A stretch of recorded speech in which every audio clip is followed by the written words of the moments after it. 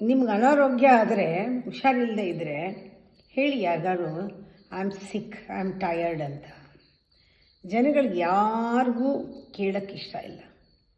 ನಿಮ್ಮ ಮನೇಲಿ ಯಾರಿಗೂ ನಿಮಗೆ ಸಿಕ್ಕಾದರೆ ಕೇಳೋಕ್ಕಿಷ್ಟ ಇಲ್ಲ. ಸ್ವಲ್ಪ ವಿವೇಕ ಇರೋರು ಹೇಳ್ತಾರೆ ಅದು ನೀನೇ ಮಾಡ್ಕೊಂಡಿರೋದು. ಅವ್ರ ಕಾರಣ ಗೊತ್ತು. ಅವರು ಅಯ್ಯೋ ಪಾಪ ಅನ್ನಲ್ಲ, ಬೈದು ಬಿಡ್ತಾರೆ, ಬೈದು ಬುದ್ಧಿ ಹೇಳ್ತಾರೆ. ನಿಮಗೆ ಯಾವಾಗ ಬೇಸರ ಆಗುತ್ತೆ ಅಲ್ವಾ? ನಮ್ಮ ದೇಹ ಯಾವಾಗಲೂ ಆರೋಗ್ಯವಾಗಿರೋದಕ್ಕೆ ಪೇನ್ ಇರುತ್ತೆ, ಹೆಡ್ಡೇಕು, ಪೇನು ಎಲ್ಲ ಸಿಂಪ್ಟಮ್ಗಳು. ಅಲ್ಲೆಲ್ಲೋ ಊದ್ಕೊಳ್ಳುತ್ತೆ, ಅಲ್ಲೆಲ್ಲೋ ನೋವುತ್ತೆ, ಅಲ್ಲೆಲ್ಲೋ ಎಳೆಯುತ್ತೆ, ಇದೆಲ್ಲ ಸಿಂಪ್ಟಮ್.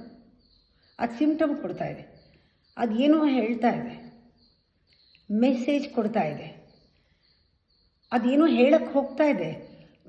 ಸುಮ್ಮನೆ ಕೂತ್ಕೋ, ಕೇರೆ ಮಾಡಲ್ಲ, ಅಲ್ಲಗಳಿತೀರಾ, ಪೋಸ್ಟ್ಪೋನ್ ಮಾಡ್ತೀರಾ, ನಾಳೆ ನೋಡ್ಕೊಳ್ಳೋಣ, ಬಿಟ್ಟು ಹಾಕು ಅಂತ. ದೊಡ್ಡದಾಗೋವರೆಗೂ ಸುಮ್ಮನೆ ಕೂತಿರ್ತೀರಾ? ನಾ ಹೇಳೋದಿಷ್ಟೇ, ನಿಮ್ಮ ಮನಸ್ಸಿಗೆ ಎಷ್ಟು ಶಕ್ತಿ ಇದೆ ಅಂದರೆ ನಿಮ್ಮ ದೇಹನ ಸಿಕ್ ಮಾಡಿದೆ, ಅನಾರೋಗ್ಯ ಮಾಡಿದೆ, ಅಷ್ಟು ಶಕ್ತಿ ಇದೆ.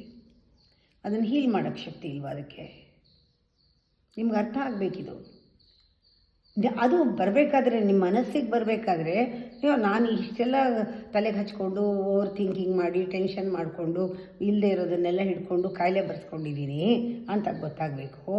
ನನ್ನ ಮನಸ್ಸಲ್ಲಿ ಯೋಚನೆ ಮಾಡಿದ್ದಕ್ಕೆ ಬಂತು, ನಾನು ಯಾಕೆ ಹೀಗೆ ಮಾಡ್ತಾಯಿದ್ದೀನಿ, ಯಾಕೆ ಹೀಗೆ ನಾನೇ ಮಾಡಿದ್ದು ಅಂತ ನಿಮ್ಗೆ ರಿಯಲೈಸ್ ಆಗಲಿ. ಬೆಟ್ ತಕ್ಷಣ ಹೊರಟೋಗುತ್ತೆ. ನಿಮ್ಗೆ ಗೊತ್ತಾಗತ್ತೆ ನನಗೆ ಎಷ್ಟೊಂದು ಪವರ್ ಇದೆ. ರಿಯಲೈಸ್ ಮಾಡಿಕೊಂಡ್ರೆ ಪವರ್ ಬರೋದು. ಒಂದು ಸಲ ಅರ್ಥ ಮಾಡ್ಕೊಂಡ್ಮೇಲೆ ಆ ಪವರು ನಿಮಗೆ ಜಾಸ್ತಿ ಮೆಡಿಟೇಷನ್ ಮಾಡೋಕ್ಕೆ ಶುರು ಮಾಡ್ತೀರ.